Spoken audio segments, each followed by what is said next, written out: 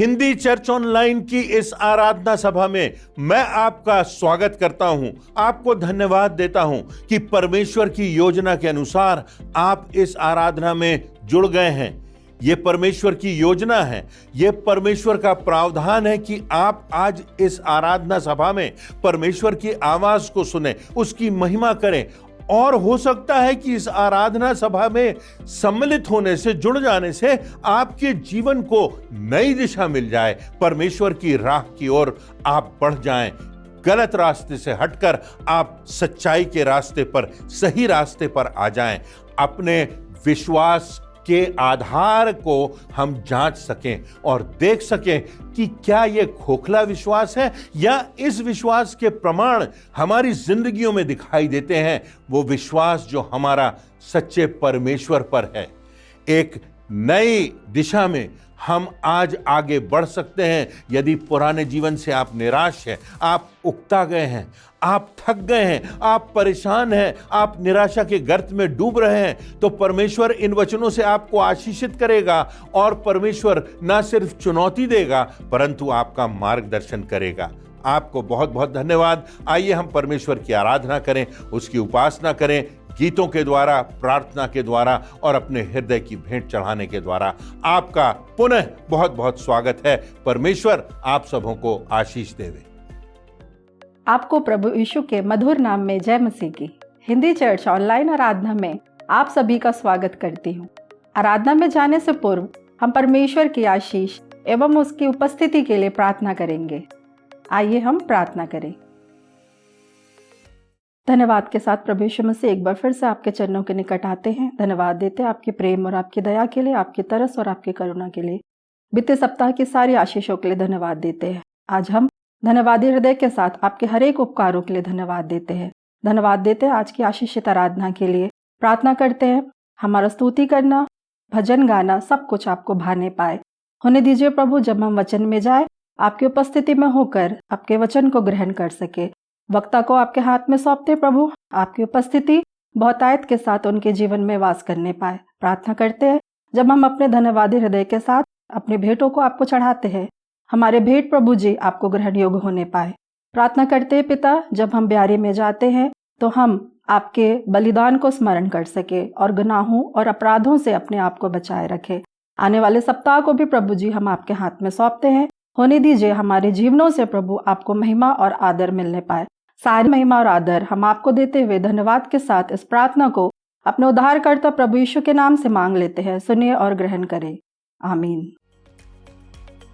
हे सारे पृथ्वी के लोगों, यहोवा का जय जयकार करो, आनंद से यहोवा की आराधना करो, जय जयकार के साथ उसके सम्मुख आओ। हमारा परमेश्वर महिमा और स्तुति के योग्य है। बड़े उत्साह के साथ परमेश्वर के आदर और महिमा में हम कुछ गीत और कोरस गाएंगे।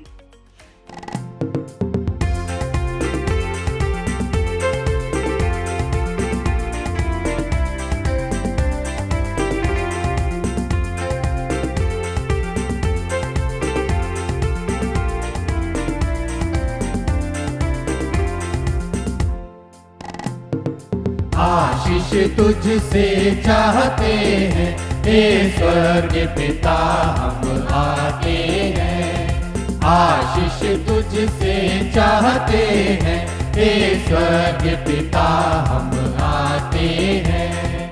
ना कोई खूबी है न लिया कर, बख्शो हमको अपनी ताकत।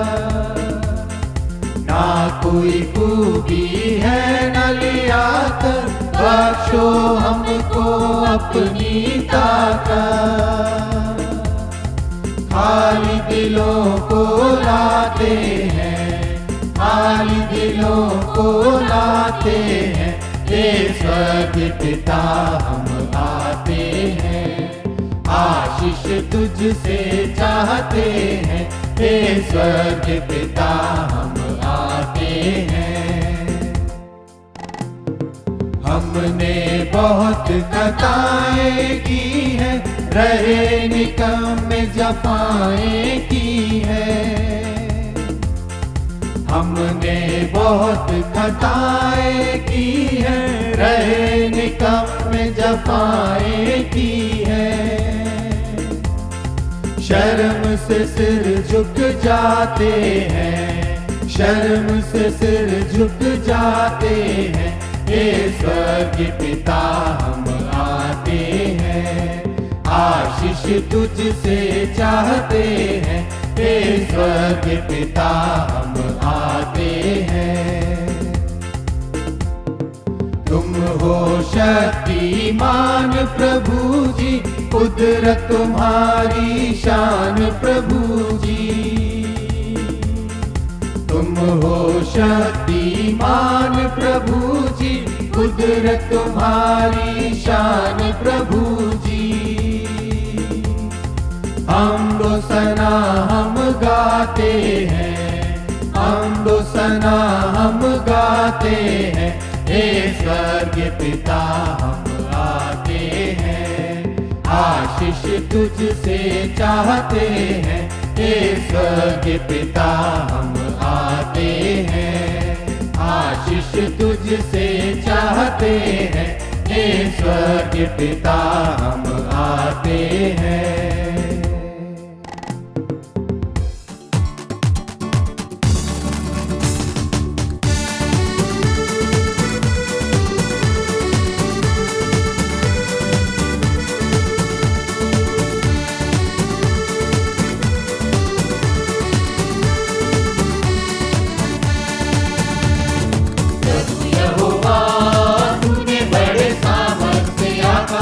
पृथ्वी बनाए, प्रभु यहोवा तूने बड़े सामर्थ से आकाश और पृथ्वी बनाए। तेरे लिए कुछ ना कठिन, तेरे लिए कुछ ना कठिन, तेरे लिए कुछ ना कठिन, तेरे लिए कुछ ना कठिन। तू है महान शक्तिमान, कुछ ना कठिन, कुछ ना कठिन, तेरे लिए कुछ ना कठिन। प्रभु यहोवा तूने बड़े सामर्थ से आकाश और पृथ्वी बनाए। प्रभु यहोवा तूने बड़े सामर्थ से आकाश और पृथ्वी बनाए। तेरे लिए कुछ ना कठिन, तेरे लिए कुछ ना कठिन, तेरे लिए कुछ ना कठिन, तेरे लिए कुछ ना कठिन। तू है महान सर्वशक्तिमान, कुछ ना कठिन, कुछ ना कठिन, तेरे लिए कुछ ना कठिन। कुछ समय पहले हमने विश्वास विषय पर चर्चा की थी। यह उसी के आगे की बात है, एक और आयाम है जिस पर हमें गौर करना है। विश्वास एक ऐसा माध्यम है जो हमको जीवते परमेश्वर से, सृष्टिकर्ता से जोड़ता है। अगर हमारा विश्वास सही बात पर है, तथ्यों पर आधारित है, प्रामाणिकता की कसौटी पर कसा जा सकता है, तो वो हमको सच्चे परमेश्वर तक जोड़ देता है। हमारा व्यक्तिगत संबंध प्रभु यीशु मसीह के द्वारा परमेश्वर से हो जाता है। विश्वास जो मनुष्य को परमेश्वर की उपस्थिति का आत्मा में गहराई से अनुभव कराता है। विश्वास ही परमेश्वर की आशीषों, उसकी उपस्थिति तथा मनुष्यों को अनंत जीवन प्रदान करने का सशक्त माध्यम है, क्योंकि वचन में स्पष्ट लिखा है कि विश्वास बिना परमेश्वर को प्रसन्न करना अनहोना है, असंभव है। बाइबल की एक प्रमुख आयत जो केंद्रीय आयत भी कहलाती है, जिसमें लिखा हुआ है, परमेश्वर ने जगत से ऐसा प्रेम किया कि उसने अपना एकमात्र पुत्र दे दिया, ताकि जो कोई उस पर विश्वास करे वह नाश न हो परंतु अनंत जीवन पाए। विश्वास से हमारे जीवनों में सामर्थ मिलती है परमेश्वर की ओर से, और असंभव को संभव भी हमारा ये विश्वास बनाता है। आज विश्वास के संबंध में हम वचन के आधार पर कुछ चर्चा करेंगे और देखेंगे कि इस विषय में परमेश्वर हमसे क्या कह रहा है। विश्वास में कौन कौन सी बातें निहित होना चाहिए, ऐसी कुछ बातों पर हम चर्चा करेंगे। पहली बात एकाग्रता, परिस्थितियों से ऊपर उठकर परमेश्वर की ओर देखना विश्वास है। भजन संहिता उसके 121वें अध्याय की पहली और दूसरी आयतों में लिखा है, मैं अपनी आंखें पर्वतों की ओर लगाऊंगा, मुझे सहायता कहां से मिलेगी? मुझे सहायता यहोवा की ओर से मिलती है जो आकाश और पृथ्वी का करता है।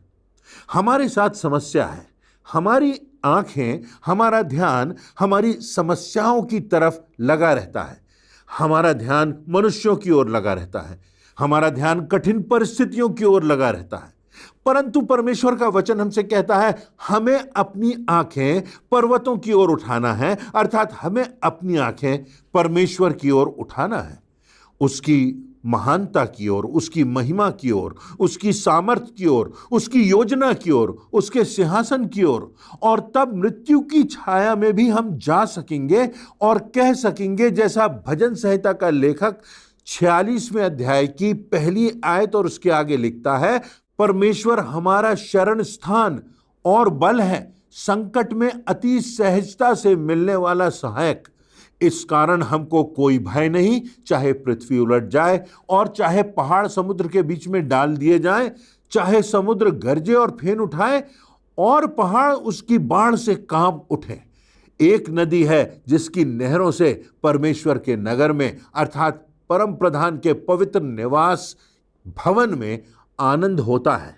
अगर आगे हम देखें तो इब्रानियों की पुस्तक उसके 11वें अध्याय की 17वीं और 18वीं आयतों में लिखा है, विश्वास ही से इब्राहिम ने परखे जाने के समय में इसहाक को बलिदान चढ़ाया, अर्थात वह चला गया परमेश्वर की आज्ञा मानकर कि वो अपने बेटे का बलिदान करे। और आगे लिखा है, और जिसने प्रतिज्ञाओं को सच माना था, इब्राहिम ने इन प्रतिज्ञाओं को सच माना था, और जिससे यह कहा गया था कि इसहाक से तेरा वंश कहलाएगा, वह अपने इकलौते को चढ़ाने चला गया। इब्राहिम ने परिस्थितियों से बढ़कर परमेश्वर के आदेश को देखा और उसका पालन किया। एक यूनानी लोक कथा है, एक राजा को एक विश्वास योग्य सेवक की आवश्यकता थी। दो में से उसको एक का चयन करना था। वह उन दोनों को एक कुएं पर ले गया, उनको बाल्टियां दी और 2 टोकरियां दी और कहा, पानी कुएं से निकालकर बांस की बुनी टोकरी में डालना है। वे पानी निकालकर टोकरी में डालते रहे। एक ने कहा, यह तो व्यर्थ की बात है, सारा पानी तो टोकरी से निकल जाता है। एक चला गया, दूसरा परिश्रम करता रहा।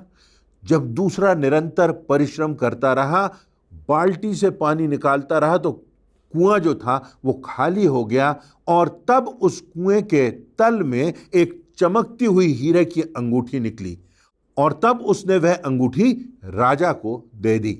उस सेवक ने विश्वास योग्यता से राजा की आज्ञा को पूरा किया। उसने विषमताओं को, कठिन परिस्थितियों को नहीं देखा, असंभव को संभव उसने करके दिखा दिया, क्योंकि राजा की आज्ञा वह टालना नहीं चाहता था और राजा ने उसे विश्वास योग्य पाया।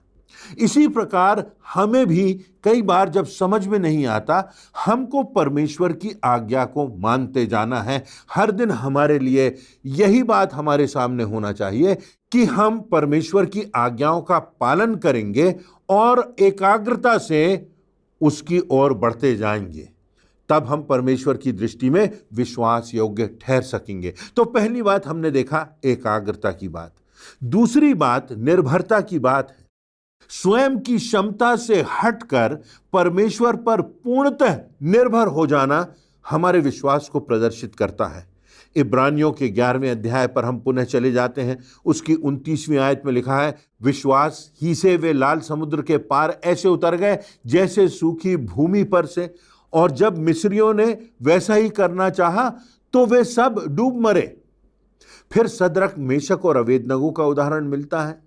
राजा से उन्होंने कह दिया कि हम तेरी बनाई हुई प्रतिमा के आगे नहीं झुकेंगे, ना उसकी उपासना करेंगे। भजन संहिता उसके 20वें अध्याय उसकी 7वीं और 8वीं आयतों में लिखा है, किसी को रथों का और किसी को घोड़ों का भरोसा है, परंतु हम तो अपने परमेश्वर यहोवा ही का नाम लेंगे। वे तो झुक गए और गिर पड़े, परंतु हम उठे और सीधे खड़े हैं। वो कहता है हमें संसार की सामर्थ्य से, संसार की शक्तियों से बढ़कर परमेश्वर की शक्ति पर, उसकी सामर्थ्य पर भरोसा है। जिसने संसार की शक्तियों पर विश्वास किया वे ध्वस्त हो गए, और हम तो गिर भी गए तो परमेश्वर ने हमको उठाया, उसकी सामर्थ्य ने हमको जिलाया। संपूर्णता से स्वयं को हमें परमेश्वर के हाथों में छोड़ देना है। कई बार किसी समस्या, किसी व्याधि, किसी विषम परिस्थिति से हम जूझते रहते हैं, निरंतर प्रयास करते रहते हैं। सब कुछ हमें परमेश्वर के हाथों में सौंपना सीखना है। इससे हमें मानसिक शांति भी मिलेगी और परमेश्वर पर हमारी निर्भरता बनी रहेगी, और परमेश्वर की दृष्टि में हम उसके प्रति आज्ञाकारी भी बने रहेंगे। भजन संहिता के 40वें अध्याय की दूसरी आयत में एक बहुत महत्वपूर्ण बात लिखी है। वहां लिखा है, उसने मुझे सत्यानाश के गड्ढे और दलदल की कीच में से उबारा और मुझको चट्टान पर खड़ा करके मेरे पैरों को दृढ़ किया है। कई बार हम अपने आप पर, अपने स्रोतों पर, अपनी योग्यताओं पर, अपनी उपलब्धियों पर, अपने साधनों पर यह सोचते हैं कि हम कठिन से कठिन कार्य कर सकते हैं, हम सब कुछ कर सकते हैं, हम सब समस्याओं से उभर सकते हैं, हम किसी भी परीक्षा से होकर गुजर सकते हैं, हम सफलता को प्राप्त कर लेंगे, इसके लिए हम प्रयत्न करते हैं। परंतु स्वयं की क्षमताओं से किया गया प्रयत्न अधूरा होता है, पर्याप्त नहीं होता। परमेश्वर ने हमको प्रभु यीशु मसीह का एक ऐसा माध्यम दिया है जो हमारी समस्याओं में हमारे साथ होता है और हमें उनसे पार करने की सामर्थ्य देता है, जब हम उसकी जीवन की ओर, उसकी शिक्षाओं की ओर, उसके आश्चर्य कर्मों की ओर, उसकी प्रतिज्ञाओं की ओर अपना ध्यान लगाते हैं। अतः यह आवश्यक है कि हम परमेश्वर पर निर्भर रहें संपूर्णता से। यही हमारा विश्वास है। यदि हम प्रभु यीशु मसीह पर विश्वास रखते हुए समस्याओं का सामना करेंगे तो परमेश्वर हमको विजय देगा। परमेश्वर हमको समस्याओं के गर्त से बाहर निकालने वाला परमेश्वर है। अंधकार भरे कीचड़ और दलदल से हमको निकालता है, दूर करता है, हमको पाक और पवित्र करता है, हमको गले से लगाता है, हमको उठाता है। जब हम संपूर्णता से परमेश्वर पर निर्भर होते हैं, हम स्वयं के प्रयासों से जितना भी निकलने का प्रयास करेंगे, हम अपनी समस्याओं में फंसते चले जाएंगे। अतः आवश्यकता इस बात की है कि हम परमेश्वर पर संपूर्ण मन से परमेश्वर पर भरोसा रखें और अपना बोझ उस प्रभु यीशु मसीह के चरणों में लाकर परमेश्वर को सौंप दें। वो ही इन बोझों को हमारी जिंदगी से हटाएगा और हमको आनंद और शांति और दृढ़ता प्रदान करेगा। यह उसकी प्रतिज्ञा है। मत्ती रचित सुसमाचार के 11वें अध्याय की 28वीं आयत में प्रभु यीशु मसीह ने स्वयं कहा है, हे सब परिश्रम करने वाले और बोझ से दबे लोगों, मेरे पास आओ, मैं तुम्हें विश्राम दूंगा। हम परमेश्वर की निकटता में जाएंगे, उसे अपना शरण स्थान मानेंगे, उसके सामने अपनी समस्याओं को रखेंगे और परमेश्वर से प्रार्थना में लगे रहेंगे।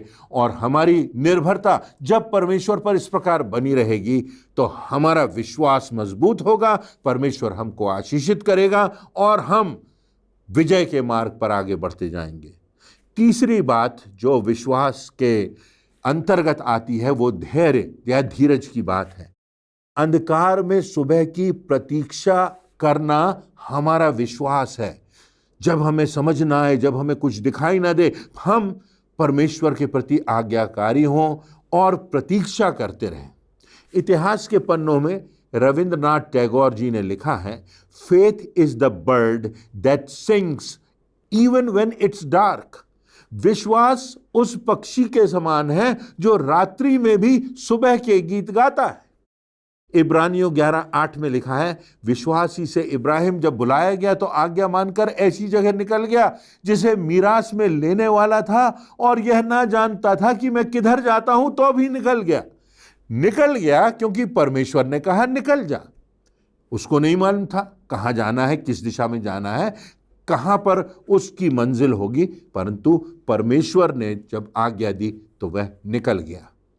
पौलुस लिखता है, अभी हमें दर्पण में धुंधला सा दिखाई देता है।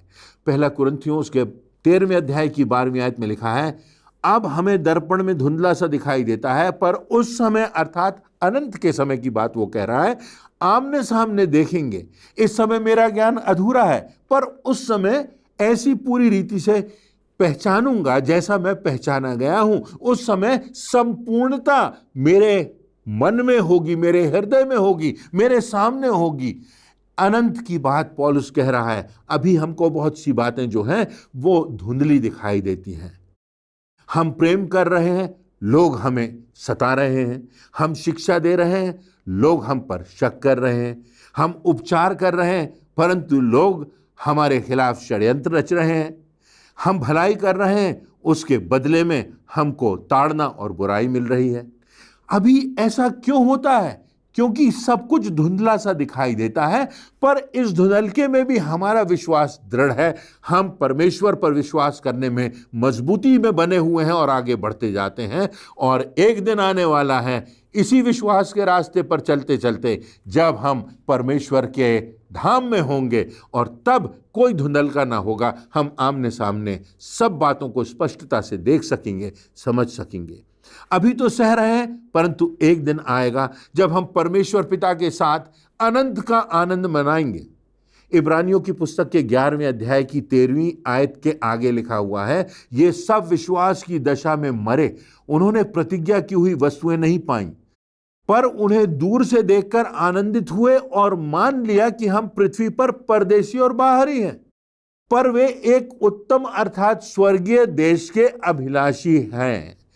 उनकी निगाहें परमेश्वर के धाम में लगी रही। वो उस उत्तम देश को, जो अनंत का देश है, उसकी ओर देखते रहे और इसलिए वो विजयी हुए। यह बात उन लोगों के संदर्भ में है जो परमेश्वर पर विश्वास रखते रहे और कठिनाइयों में भी, धुंधलके में भी परमेश्वर के मार्ग पर बढ़ते रहे। हमें यूसुफ का भी उदाहरण मिलता है। वह कैद में भी धीरज से प्रतीक्षा करता रहा। उत्पत्ति के 39वें अध्याय को यदि आप देखें तो वहां पर लिखा हुआ है कि यहोवा यूसुफ के संग संग था। चाहे वो गड्ढे में हो तो यूसुफ के संग परमेश्वर था, चाहे वो काल कोठरी में हो तो यूसुफ के साथ परमेश्वर था, चाहे उसके साथ लोगों ने धोखा किया हो, मित्रों ने झूठ बोला हो, उसके खिलाफ षड्यंत्र रचा गया हो, उसके भाइयों ने उसे गड्ढे में डाल दिया हो, परंतु जो सबसे बड़ी बात है वो ये कि परमेश्वर यहोवा उसके संग संग था। इतिहास में एक उदाहरण मिलता है एरिक वॉयनमायर का। वह और उसके साथी मई 2001 में एवरेस्ट पर चढ़कर विजय पताका लहराते हुए विजयी हुए। उसके पहले 1953 से लेकर उस दिन तक लगभग 165 पर्वतारोही जो एवरेस्ट तक पहुंचने का प्रयास कर रहे थे, वे ध्वस्त हो चुके, उनकी मृत्यु हो गई। आश्चर्य की बात तो यह है कि एरिक वॉयनमायर जो था वो नेत्रहीन था, वो अंधा था, तो वो एवरेस्ट पर नेत्रहीन होते हुए भी अंधत्व के बावजूद कैसे पहुंचा? अपने मित्र के हर आदेश को कान से सुनकर वह पूरा करता रहा और इसी प्रकार वह माउंट एवरेस्ट पर पहुंच गया, विजयी हुआ। एक ऐसा व्यक्ति जो अंधत्व का शिकार था। दिखाई भले ना दे, पर जो सुनाई दे उसे पूरा करें। हम परमेश्वर की आज्ञाओं को मानते हुए उसके पीछे चलते जाएं। वचन की बातों को सुनना और उस पर चलना, जिससे परमेश्वर प्रसन्न होता है, वैसा ही हम इस जीवन में करते रहें। इस प्रकार हम अनंत जीवन के मार्ग पर अग्रसर होंगे और एक दिन परमेश्वर पिता के साथ उसकी अनंत मीरास में सहभागी होंगे। एक और बात वो ये कि जो प्रमाण हैं, विश्वास के प्रमाण, परमेश्वर पर हमारे विश्वास के प्रमाण, सच्चे परमेश्वर, जीवते परमेश्वर, हमारे सृष्टिकर्ता पर जब हम विश्वास करते हैं तो उसके प्रमाण हमारे जीवनों में दिखाई देना चाहिए। याकूब अपनी पुस्तक के 2 अध्याय की 14वीं आयत में लिखता है, हे मेरे भाइयों, यदि कोई कहे कि मुझे विश्वास है पर वह कर्म ना करता हो तो उससे क्या फायदा? क्या ऐसा विश्वास कभी किसी का उद्धार कर सकता है? आगे वह दूसरे अध्याय की 26वीं आयत में लिखता है, निदान जैसे देह आत्मा बिना मरी हुई है, वैसे ही विश्वास भी कर्म बिना मरा हुआ है। विश्वास के प्रमाण कहाँ हैं हमारे जीवन में? क्या हमारे लोगों ने, हमारे बच्चों ने, हमारे समाज के लोगों ने, हमारे संपर्क के लोगों ने इन प्रमाणों को मेरी और आपकी जिंदगी में देखा है? उन विश्वास के प्रमाणों का दर्शन हमारी जिंदगी से क्या दूसरों ने किया है? याकूब दूसरे अध्याय की 19वीं और 20वीं आयत में लिखता है, तुझे विश्वास है कि एक ही परमेश्वर है, तू अच्छा करता है। ये तो दुष्ट आत्मा भी विश्वास करते हैं और वे थरथराते भी हैं, पर क्या तू यह नहीं जानता कि कर्म बिना विश्वास व्यर्थ है? दुष्ट आत्माओं के विश्वास और हमारे विश्वास का अंतर यह है कि हमारे विश्वास कर्मों के द्वारा प्रदर्शित होना चाहिए, दिखाई देना चाहिए, हमारे विश्वास के प्रमाण होना चाहिए, हमारा विश्वास जीवंत होना चाहिए। हमारे विश्वास में क्या वो प्रमाण दिखाई देते हैं? हमारी वाणी में, हमारे कार्यों में, हमारे चाल चलन में क्या वो विश्वास के प्रमाण दिखाई देते हैं? क्या हमारी गवाही विश्वास के प्रमाणों से भरी हुई है? क्या लोग हमारी जिंदगियों में विश्वास के प्रमाणों को देखकर परमेश्वर पिता की, प्रभु यीशु मसीह की प्रशंसा करते हैं? इन बातों पर हमें विचार करना है कि कैसे विश्वास के प्रमाण और गवाही हमारे जीवन में दिखाई देगी। वो परमेश्वर की ज्योति हमारे जीवनों से प्रकाशित होगी। तो आज हमने विश्वास के संदर्भ में 4 बातों पर चर्चा की। पहली बात एकाग्रता की बात है कि हमको परिस्थितियों से ऊपर उठकर परमेश्वर की ओर देखते रहना है। ये हमारे विश्वास का प्रमुख आयाम है। दूसरी बात निर्भरता की बात, स्वयं की क्षमता से हटकर परमेश्वर पर संपूर्णता से निर्भर होना हमारा विश्वास है। तीसरी बात धीरज की बात, अंधकार में सुबह की प्रतीक्षा करने की बात। निरंतर जब धुंधलाहट हमारे जीवन में हो, हमको परमेश्वर के वचनों के अनुसार बढ़ते जाना है, चलते जाना है। और चौथी और अंतिम बात वह यह है कि परमेश्वर के विश्वास के प्रमाण हमारी जिंदगियों में दिखाई देना चाहिए। तो हम इन बातों पर विश्वास करें। गलत बातों पर तो हम विश्वास कर लेते हैं, आलोचनाओं की बात और किसी के संदर्भ में झूठी बातें जो कही जाती हैं, जो अफवाहें फैलाई जाती हैं, उन पर तो हम विश्वास कर लेते हैं। जीवन में कई बार परंपराओं में जो बातें पाई जाती हैं, उन पर हम विश्वास कर लेते हैं जिनके प्रमाण हैं भी नहीं। परंतु क्या हमारा विश्वास सच्चे परमेश्वर पर है? क्या हमारा विश्वास उस जीवते परमेश्वर पर है जिसने हमें जीवन दिया? क्या हमारे विश्वास के प्रमाण हमारी जिंदगी से दिखाई देते हैं? क्या हमारी निर्भरता परमेश्वर पर है? क्या हम अंधकार में भी सुबह की प्रतीक्षा करते हैं और परमेश्वर के वचनों के अनुसार अपनी जिंदगियों में आगे बढ़ते हैं? तो आज परमेश्वर ने अपने वचनों से इन बातों से हमको चुनौती दी है, इन बातों से हमारा मार्गदर्शन किया है और इन बातों से हमको एक बार पुनः जागृत करने का प्रयास किया है। यह हमारे निर्णय की बात है कि इन वचनों को हम कितनी गंभीरता से लेते हैं और अपने विश्वास, अपने जीवन के आधार का, हमारी अनंत की आशा का हमारी जिंदगियों में कितना महत्व है, कितनी उस विश्वास में सच्चाई है, कितनी प्रामाणिकता है। इन बातों पर विचार करते हुए अपने जीवन में इस विजय पथ पर आगे बढ़ते जाते हैं। परमेश्वर इन वचनों से आप सबों को आशीष देवे। आज के सुंदर एवं प्रेरणादायक संदेश के लिए परमेश्वर को एवं उसके दास को धन्यवाद देते हैं। अभी हम प्रभु भोज में सम्मिलित होंगे, परमेश्वर के महान बलिदान को स्मरण करेंगे। प्रभु की मेज में सम्मिलित होने से पहले हम अपने मनों को तैयार करें इस गीत के द्वारा।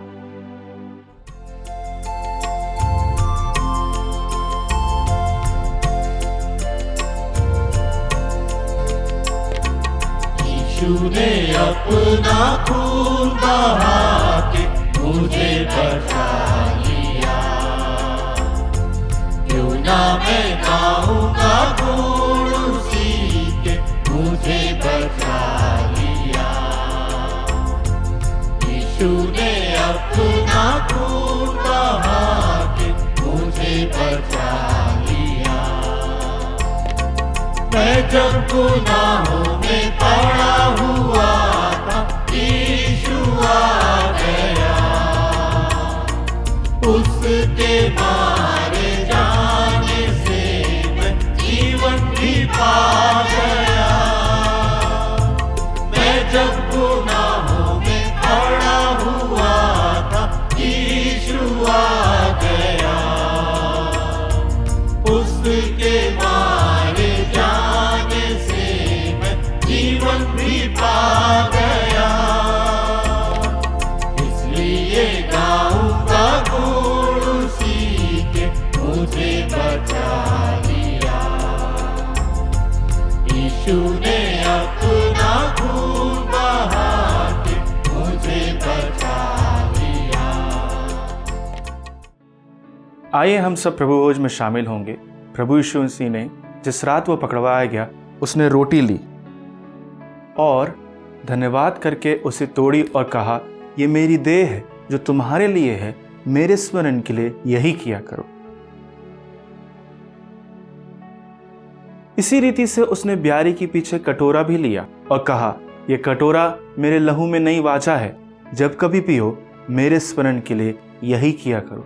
क्योंकि जब कभी तुम ये रोटी खाते और इस कटोरे में से पीते हो तो प्रभु की मृत्यु को जब तक वह ना आए प्रचार करते हो। प्रभु की मेज आप सबों के लिए तैयार है।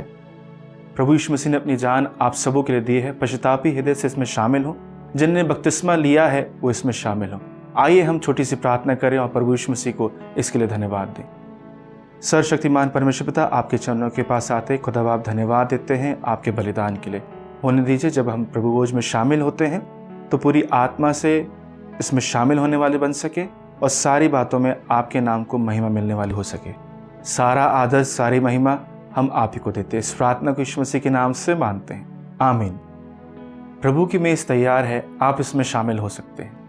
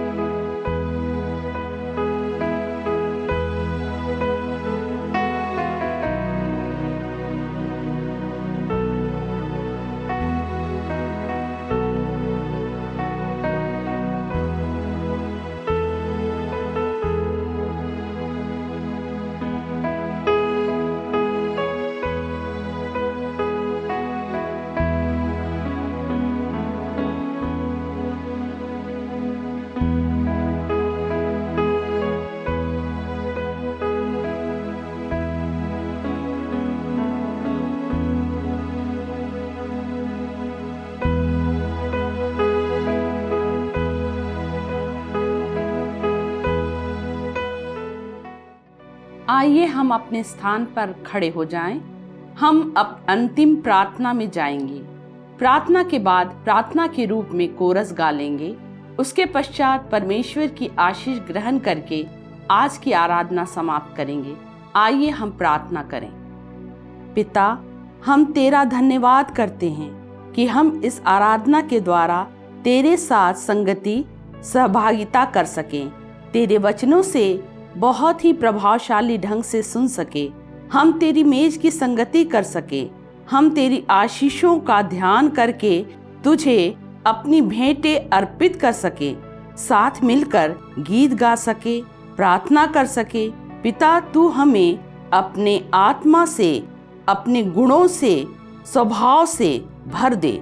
हमारे चिंतन, कार्य, व्यवहार, वाणी, चाल चलन, हर बात से तेरी शोभा, तेरा प्रकाश, तेरी आत्मा का फल, तेरी पवित्रता व तेरी धार्मिकता प्रकट हो। क्योंकि हम अपनी इस विनती को तेरे ही इकलौते बेटे प्रभु यीशु मसीह के नाम से मांगते हैं, आमीन। पवित्र आत्मा, पवित्र आत्मा, मुझे ले चल मसीह के चरणों में। पवित्र आत्मा, पवित्र आत्मा, पवित्र आत्मा, मुझे ले चल मसीह के चरणों में। पवित्र आत्मा, सिर्फ तेरे लिए यीशु, तेरे लिए, सिर्फ तेरे लिए यीशु, तेरे लिए, सिर्फ तेरे लिए यीशु, तेरे लिए मैं हाथ उठाता हूँ। पवित्र आत्मा, पवित्र आत्मा, मुझे ले चल मसीह के चरणों में। पवित्र आत्मा।